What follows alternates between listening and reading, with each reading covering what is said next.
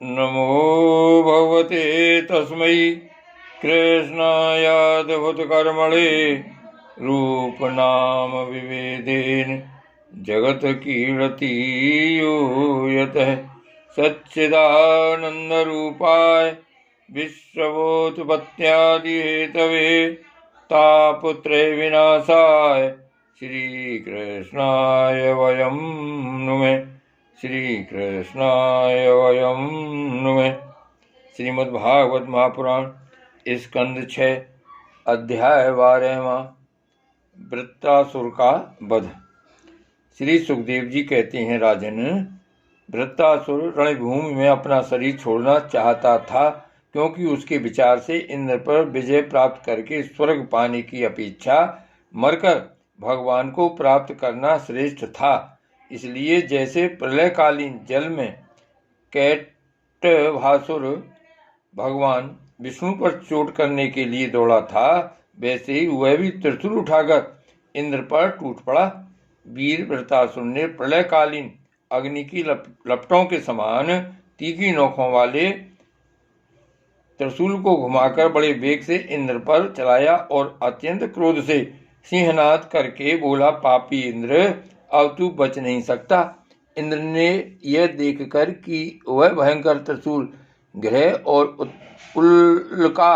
उल्का के समान चक्कर काटता हुआ आकाश में आ रहा है, किसी प्रकार की अधीरता नहीं प्रकट की और उस त्रिशूल के साथ ही बासुकी नाग के समान वृत्तासुर की विशाल भुजा अपने 100 गांठों वाले वज्र से काट डाली। एक वहां कट जाने पर वृत्तासुर को बहुत क्रोध आया। उसने वज्रधारी इंद्र के पास जाकर उनकी ठोड़ी में और गजराज ऐरावत पर परगी से ऐसा प्रहार किया कि उनके हाथ से वह वज्र गिर पड़ा। वृत्तासुर के इस अत्यंत अलौकिक कार्य को देखकर देवता, असुर, चारण, सिद्धगण आदि सभी प्रशंसा करने लगे, परंतु इंद्र का संकट देखकर वे ही लोग बार बार हाय हाय कहकर चिल्लाने लगे। परीक्षित, वह वज्र इंद्र के हाथ से छूटकर वृत्तासुर के पास ही जा पड़ा था, इसलिए लज्जित होकर इंद्र ने उसे फिर नहीं उठाया। तब वृत्तासुर ने कहा, इंद्र, तुम वज्र उठाकर अपने शत्रु को मार डालो, यह विषाद करने का समय नहीं है। देखो, सर्वज्ञ सनातन आदि पुरुष भगवान ही जगत की उत्पत्ति, स्थिति और प्रलय करने में समर्थ हैं। उनके अतिरिक्त देहाभिमानी और युद्ध के लिए उत्सुक आताताइयों को सर्वदा जय ही नहीं मिलती। वे कभी जीतते हैं तो कभी हारते हैं। ये सब लोक और लोकपाल जाल में फंसे हुए पक्षियों की भांति जिसकी अधीनता में विवश होकर चेष्टा करते हैं, वह काल ही सबकी जय पराजय का कारण है। वही काल मनुष्य के मनोबल, इंद्रिय बल, शरीर बल, प्राण, जीवन और मृत्यु के रूप में स्थित है। मनुष्य उसे न जानकर जड़ शरीर को ही जय पराजय आदि का कारण समझता है। इंद्र जैसे काठ की पुतली और यंत्र का हरण नाचने वाले के हाथ में होते हैं, वैसे ही तुम समस्त प्राणियों को भगवान के अधीन समझो।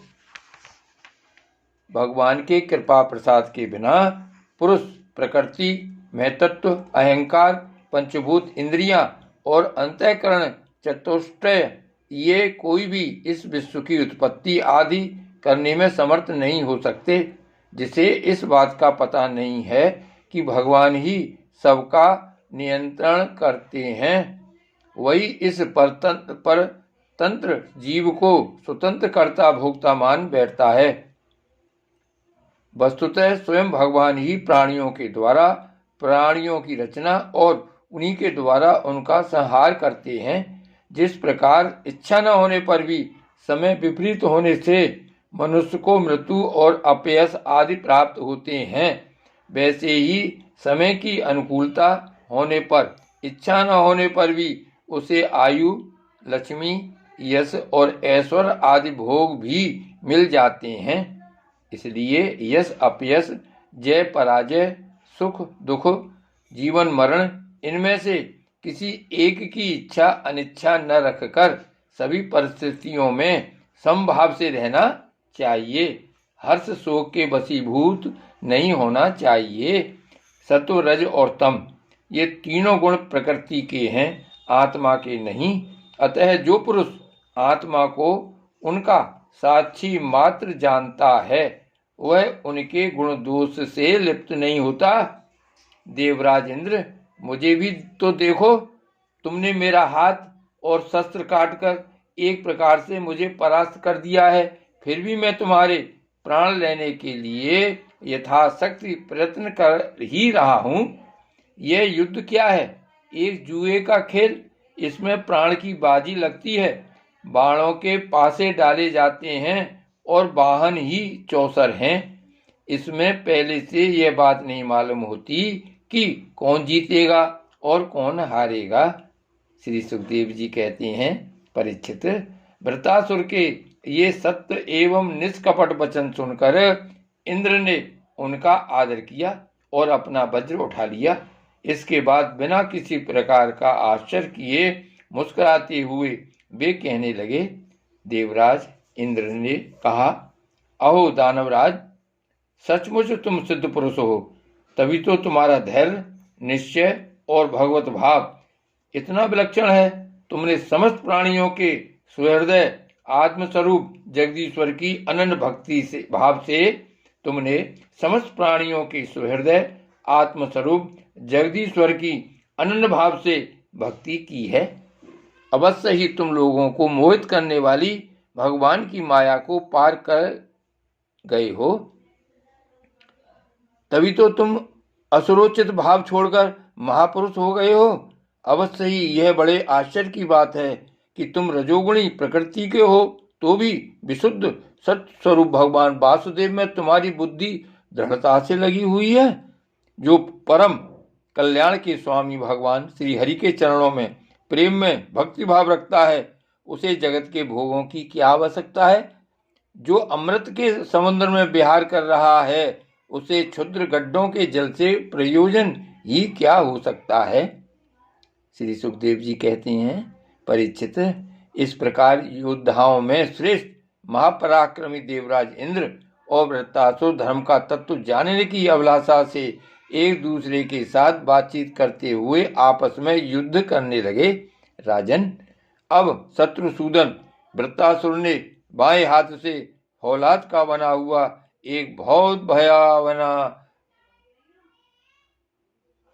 परग उठाकर आकाश में घुमाया और उससे इंद्र पर प्रहार किया, किंतु देवराज इंद्र ने वृत्तासुर का वह परग तथा हाथी की सूंड के समान लंबी भुजा अपने 100 गांठों वाले वज्र से एक साथ ही काट गिराई।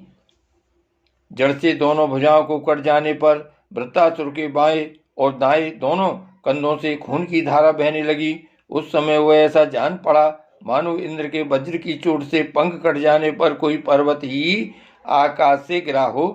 अब पैरों से चलने फिरने वाले पर्वतराज के समान अत्यंत दीर्घकाय वृत्तासुर ने अपनी ठोड़ी को धरती से और ऊपर के होठ को स्वर्ग से लगाया तथा आकाश के समान गहरे मुंह, सांप के समान भयावनी जीव एवं मृत्यु के समान कराल डालों से मानो त्रिलोकी को निगलता अपने पैरों की चोट से पृथ्वी को रोंगता और प्रबल वेग से पर्वतों को उलटता पलटता वह इंद्र के पास आया और उन्हें उनके वाहन ऐरावत हाथी के सहित इस प्रकार लील गया जैसे कोई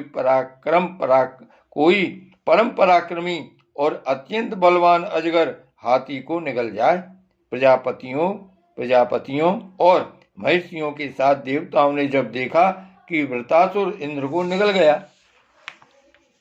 तब तो वे अत्यंत दुखी हो गए तथा हाय हाय बड़ा अनर्थ हो गया यूं कहकर विलाप करने लगे। बल दैत्य का संहार करने वाले देवराज इंद्र ने महापुरुष विद्या नारायण कवच से अपने को सुरक्षित कर रखा था और उनके पास योग माया का बल था ही, इसलिए वृत्तासुर के निगल लेने पर उसके पेट में पहुंचकर भी वे मरे नहीं। उन्होंने अपने वज्र से उसकी कोख फाड़ डाली और उसके पेट से निकलकर बड़े वेग से उसका पर्वत शिखर के समान ऊंचा सिर काट डाला। सूर्य आदि ग्रहों की उत्तरायण दक्षिणायन रूप गति में जितना समय लगता है उतने समय में अर्थात 1 वर्ष में वृत्तबध का योग उपस्थित होने पर घूमते हुए उस तीव्र वेगशाली वज्र ने उसकी गर्दन को सब ओर से काटकर भूमि पर गिरा दिया। उस समय आकाश में दुंदुभियां बजने लगीं।